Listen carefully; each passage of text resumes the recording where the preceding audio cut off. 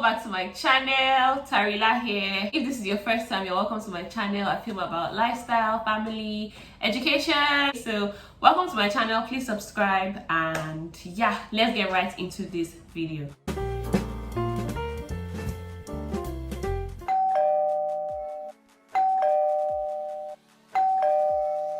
As you guys know, or as some of you may just be finding out, I'm currently doing my master's at the University of Gloucestershire here in the UK, and I just decided to come film this video and talk about the things that I did, the very first things that I did when I got into the UK, and suggest you guys do the same, just to make like your transition really easy and smooth. So yeah, this video is going to be about the most important things that you need to do once you come into the UK as a student. As usual, I have my book, so I shall not forget anything. Okay, first thing that you need to do is go to your school.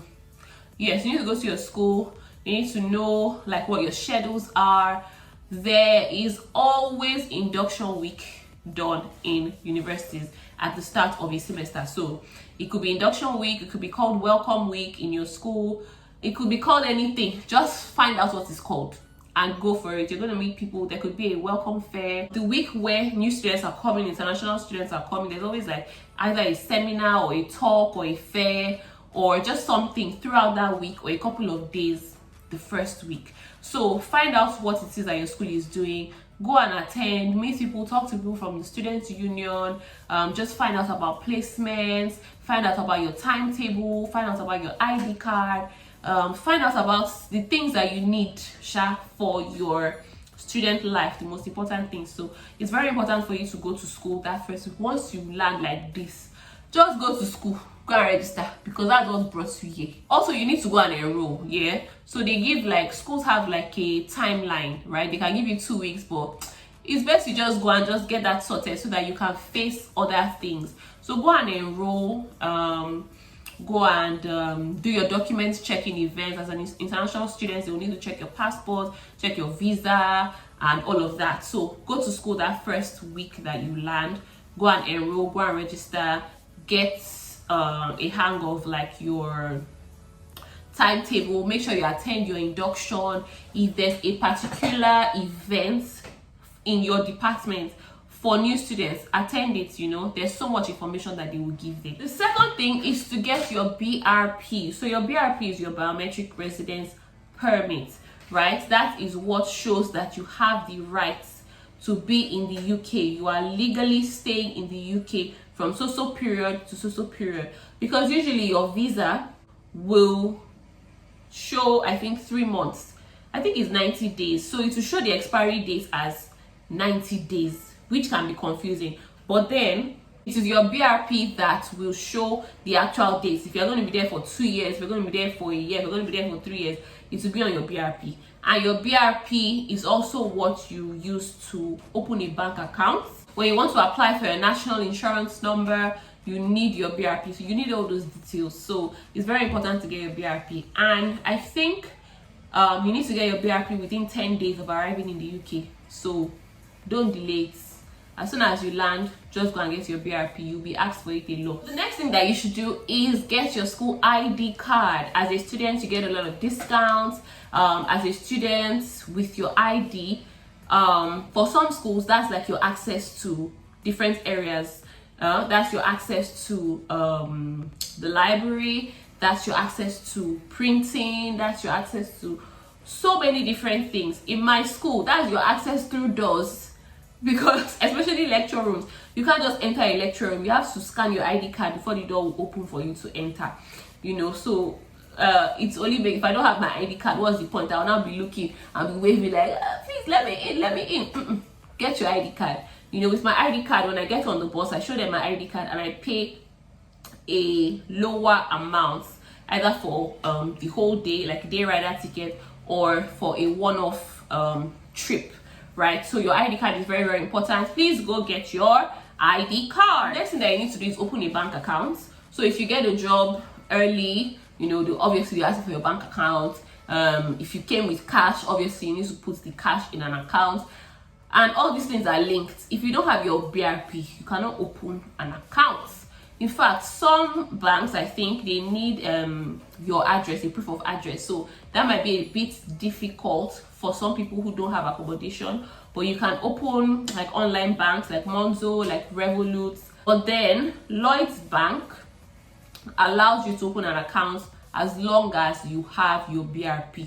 So please get your BRP, okay? The next thing I think is very important for people to do is apply for your national insurance. So after getting your BRP, apply for your national insurance number, because employers are going to ask you for it. I think that's how you pay for tax.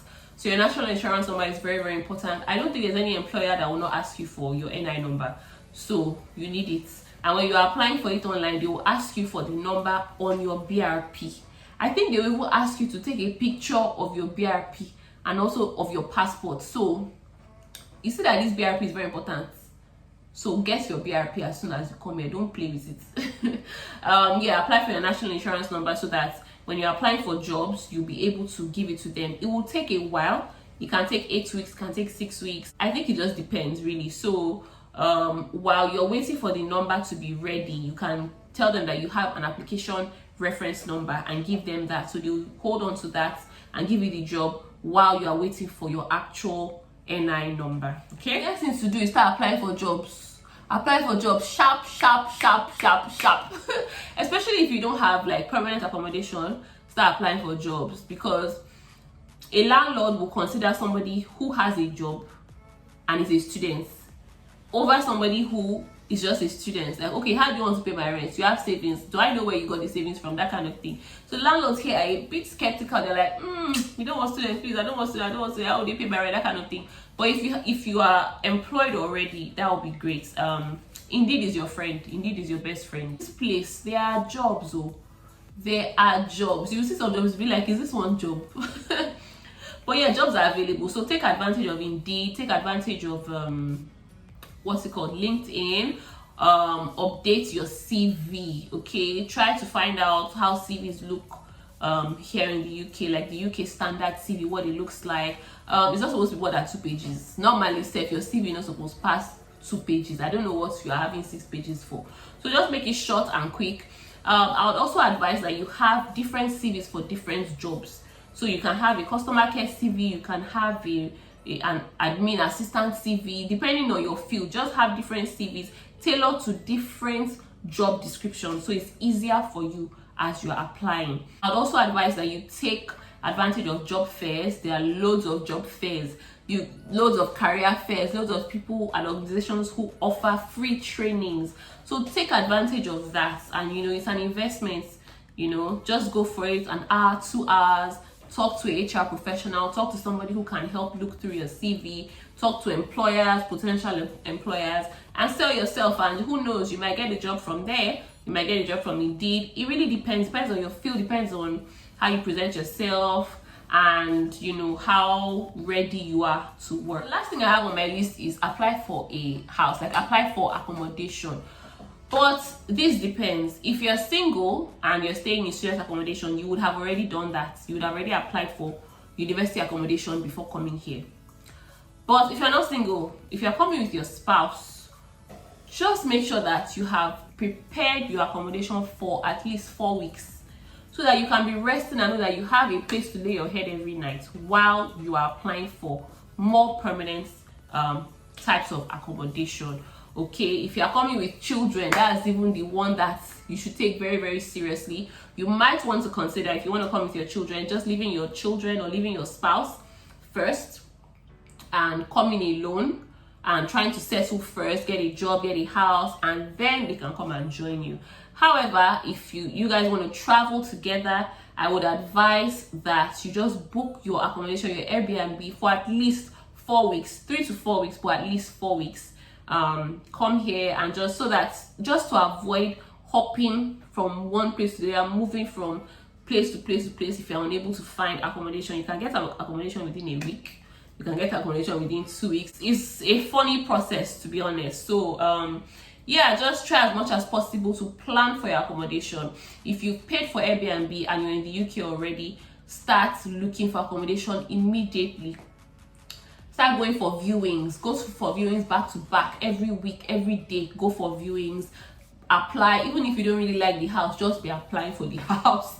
Just apply for it and take it seriously, especially this period, because it really isn't easy right now getting accommodation here in the UK. So yeah, those are the things that I did immediately I landed. I did all these things within 2 weeks of arriving in the UK, and I think it's made transitioning pretty easy for me. So I'm just advising you guys, it's not by force. So it's not by force.